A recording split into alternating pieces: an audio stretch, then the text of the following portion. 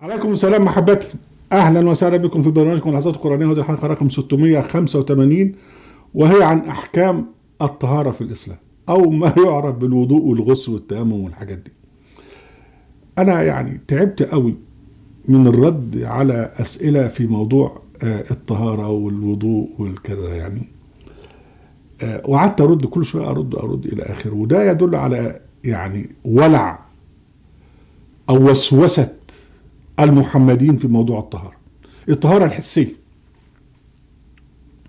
يعني قلوبهم مملوءة بالرجس وبالنجس المعنوي والقلبي، لكن اهم شيء انه عايز ايه؟ يسأل لي على احكام الطهارة. مفيش حد بيسأل عن الخشوع في الصلاة، هو بيسأله بس ازاي كذا وازاي كذا وازاي كذا.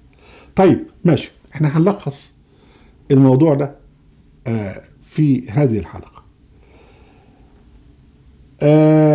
هنبدأ سورة المائدة، بسم الله، الآية 6: يا أيها الذين آمنوا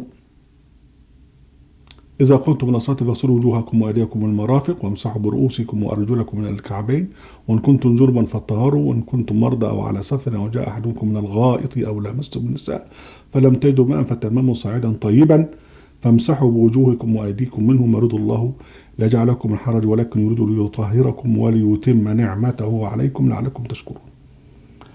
أولا، آيتي الطهارة جت في المدينة، سواء في النساء أو في المائدة. يعني معنى ذلك أن هذا تشريع جديد لم يكن موجودا من قبل، ومعنى هذا أن المسلمين في مكة وقبل نزول هاتين الآيتين كانوا يصلون بلا وضوء، بما نسميه وضوء يعني، وبلا غسل. ثم جاء التشريع، وقلنا في البداية في موضوع الصلاة أن يعني التشريعات الجديدة في موضوع الصلاة بتأتي بالتفصيل. فهنا جاء التفصيل في موضوع الطهارة قبل الصلاة. والواضح هنا في هذه الآية هو وجوب غسل الوجه واليدين إلى المرافق. و هنا بقى إذا كنتم مرضى أو على سفر جاءكم الغائط أو لمستم النساء فلم تجدوا ماء فتيمموا صعيدا طيبا، يعني حاجة تكون عالية مش تراب، وامسحوا بوجوهكم وأيديكم منه. يعني وجوب غسل الوجه واليدين الى المرافق ومسح الراس والشعر وغسل الرجال الى الكعبين. اما في حاله الجنابه، معروف الجنابه يعني ايه، فالواجب هو الغسل الكامل، واذا انقطع الوضوء بالتبرز والتبول وجب علون الغسل الكامل بالاتصال الجنسي.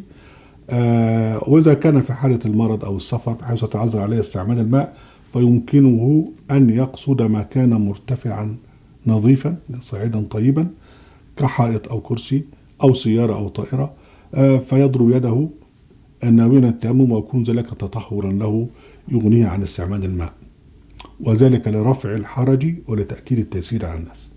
في سورة المائدة الآية 43 يقول سبحانه وتعالى: يا الذين آمنوا لا تقربوا الصلاة وأنتم سكارى حتى تعلموا ما تقولون. ده معناها نهي عن الغفلة وأنت تصلي، مش سكارى يعني تكون أنت شارب، لا، سكارى يعني غافلين. لما تقول الله أكبر تبقى أنت حاسس أنت بتقول إيه. لما تقول بسم الله الرحمن الرحيم الحمد لله رب العالمين تبقى حاسب، مش تقبر بقى وانت قاعد بقى مخك يروح هناك شمال ويمين، ده انت كده سكارى يعني.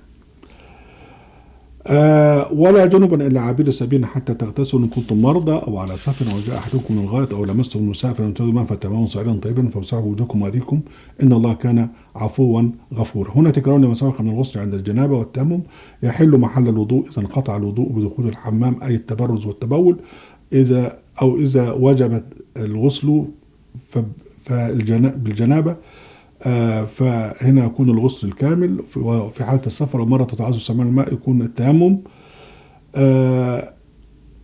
لكن احنا هنلخص الكلام ده كله في النقاط الآتية. أول حاجة إن هذا التشريع في إطار مبدأ أساسي من مبادئ التشريع الإسلامي اللي هو التيسير والتسهيل والتخفيف، يريد الله أن يخفف عنكم. ففي مثلا تشريع التيمم بدلا من الوضوء والغسل، والتيمم هو مجرد مسح الوجه واليدين بشيء طاهر مش التراب. وعن رفع الحرج والمشقة يقول سبحانه وتعالى إن في نفس الآية 43 إن الله كان عفوا غفورا، وفي الآية 6 في نفس الموضوع يقول ما يريد الله لا يجعل عليكم من حرج ولكن يريد ليطهركم وليتم نعمته عليكم لعلكم تشكرون. يعني إذا ما نسميه مقاصد التشريع اللي هو رفع الحرج والتسهيل والتخفيف جاء في هاتين الآيتين. يعني الموضوع خدوه بسهولة يعني. وربنا جاب سبحانه وتعالى البدائل، التيمم إلى آخره. من هنا بقى على أساس التيسير نقول ليس هناك وضوء لكل صلاة. يعني أنت بتتوضأ إذا أضعت يعني ما يسمى بنواقض الوضوء اللي هو قضاء الحاجة من بول وغائط. يعني أنت ممكن تصلي طالما لم تذهب إلى الحمام، لم تتبول ولم تتبرز اللي هو الغائط. بالتالي بقى الريح أو الفساء أو الضراط، على فكرة كلمة الفساء والضراط دي كلمات عربية أصيلة لا ينقض الوضوء. خدوها كده وأنا مسؤول عن هذا. لما ربنا سبحانه وتعالى يقول أو لمستم النساء مش معنى كده لمس النساء إن أنت تحط إيدك على إيد واحدة، لا، لمس غير لامس. التعبير القرآني عن الموضوعات الجنسية يأتي بإشارات. يقول لامستم، يقول لك تمسهن، يقول لك تباشرهن. ده فلامس بمعنى الفعل الجنسي.